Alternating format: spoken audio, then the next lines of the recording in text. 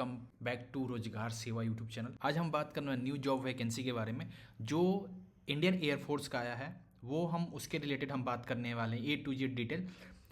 क्या अप्लाई कर सकते हैं, कौन कौन अप्लाई कर सकता है, कब अप्लाई कर सकते हैं, कितने एज लिमिट है, सिलेबस क्या है, A to Z हम बात करने वाले हैं।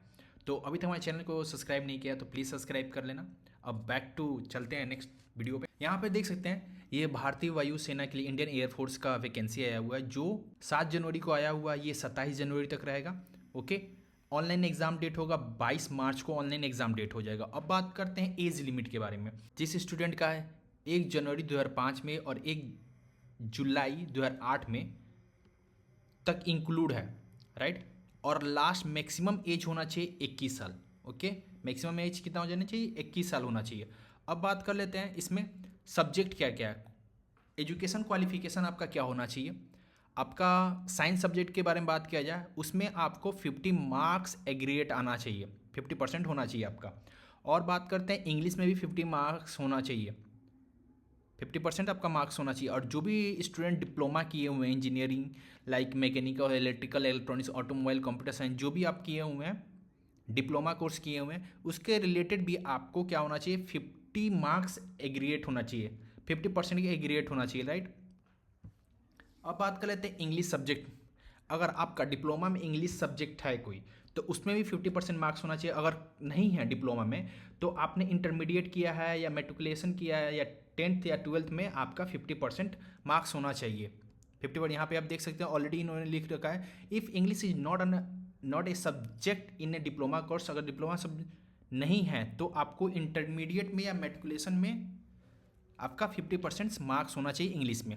अब बात कर लेते हैं अदर देन साइंस सब्जेक्ट। जो साइंस सब्जेक्ट के जैसे आर्ट्स हुआ, अदर दूसरे स्ट्रीम के रिलेटेड उनके लिए भी सेम होता है। जैसे 50% मार्क्स उनको भी होना चाहिए एग्रीगेट में और 50% मार्क्स होना चाहिए इंग्लिश में। अब बात कर लेते हैं लीव के बारे में। अब बात कर लेते हैं क्या है लीव। लीव अस पर अब मान लो कि आपका सिलेक्शन हो जाता है तो उसमें एनुअल लीव होगा आपका 30 डेज पर ईयर का होगा। और सिक लीव अकॉर्डिंग टू जो भी मेडिकल टर्म एंड कंडीशन होगा उनके अकॉर्डिंग आपका एनुअल लीव होगा। अब सैलरी पैकेज की बात कर लिया जाता है तो सैलरी पैकेज फर्स्ट ईयर में आपका होगा 30 हज़ार पर मंथ होगा और इन हैंड 70% मिलेगा। और आपका अग्नि कॉर्पस फंड में आपको 30% जाएगा। ओके, और दूसरे साल में आपको मिलेगा 33, जो 23,100 रुपये आपको किसमें इन हैंड मिलेगा और 9,900 रुपये आपको किसमें जाएगा, अग्नि कॉर्पस फंड में जाएगा।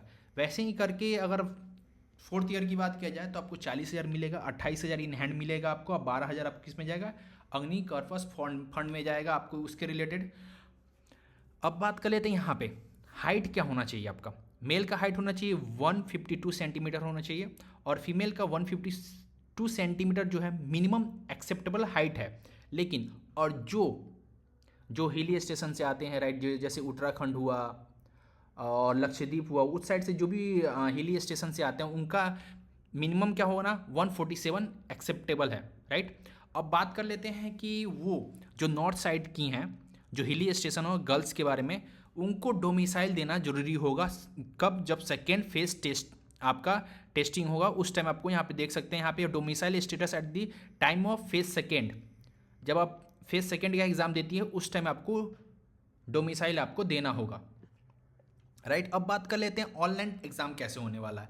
ऑनलाइन जो साइंस सब्जेक्ट है उसका 60 मिनट दिया गया है, जिसमें फिजिक्स है, मैथ है एंड साइंस है। और इसका सिलेबस क्या होगा, 10+2 CBSE का जो सिलेबस है उसके अकॉर्डिंग आपका एग्ज़ाम होने वाला है। और जो अदर जैसे कि अदर सब्जेक्ट के हैं जैसे आर्ट्स हुए हैं उनके उनके लिए क्या है 45 मिनट दिया गया है। और उनका भी सेम है, 10+2 CBSE का जो भी सिलेबस होगा उसके अकॉर्डिंग आएगा, right. Other than science subject, अब उसमें बात किया जाए तो दोनों को मिला के जो साइंस सब्जेक्ट और अदर देन साइंस सब्जेक्ट हैं टोटल ड्यूरेशन कितने होगा, 85 मिनट्स का होगा। सारा ये क्या होगा, CBSE बेस के सिलेबस के अकॉर्डिंग हुआ। और रीजनिंग और जनरल अवेयरनेस अब आप जैसे ही पढ़ सकते हो, जैसे RS अग्रवाल ले लो वैसे अकॉर्डिंग आपको जिसमें जो भी पब्लिकेशन अच्छा लगता है उससे आपको रेफर कर सकते हो रीजनिंग के लिए। अब बात करते हैं कि निगेटिव मार्किंग के बारे में। अगर एक क्वेश्चन सही होता है तो 1 नंबर आपको मिलेगा यहाँ पे। और नील जीरो हो, जो आप कुछ भी अटेम्प्ट नहीं करते हो तो कोई दिक्कत नहीं है। यहाँ पे आप देख सकते हो, लेकिन यहाँ पे निगेटिव मार्किंग है, 0.25 का निगेटिव मार्किंग है।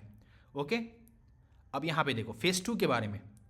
फेज़ 2 के बारे में ये है कि जो भी कैंडिडेट शॉर्टलिस्टेड हो जाते हैं उनके मेल पे आएगा वो, राइट। और मेल पे जाके, मेल पे आने के बाद यहाँ से आप इस URL से आप डाउनलोड कर सकते हो, राइट। और इसमें यहाँ पे आप देख सकते हो कि इन्होंने कुछ टर्म एंड कंडीशन दे रखा है, जो भी आप कलर प्रिंट होना चाहिए, जो सेकेंड फेज का एडमिट कार्ड होगा कलर प्रिंटेड होना चाहिए। यहाँ पे आप देख सकते हैं 8 copies of unattached passport size colour photo आपके पास होना चाहिए, राइट।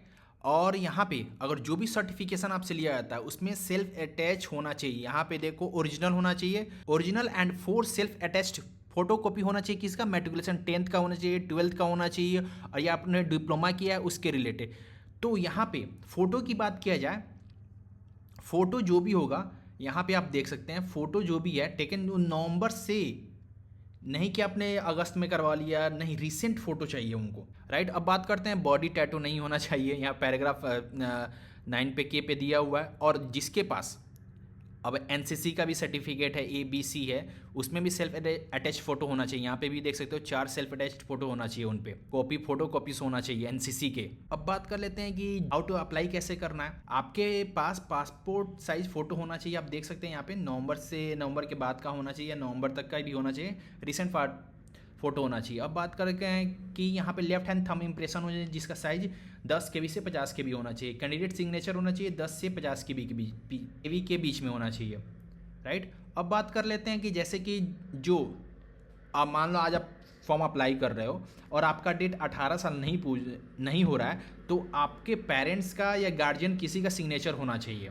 और यहाँ पे एप्लीकेशन फ़ी की बात किया जाए तो 550 रुपया प्लस GST जो भी है ऑनलाइन रजिस्ट्रेशन का होना चाहिए।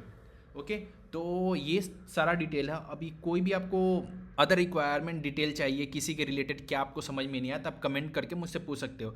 और अभी तक हमारे चैनल को सब्सक्राइब नहीं किया तो प्लीज़ सब्सक्राइब करना। Thanks for watching this video. ऐसे ही मिलते हैं नेक्स्ट वीडियो में। Thank you for watching this video.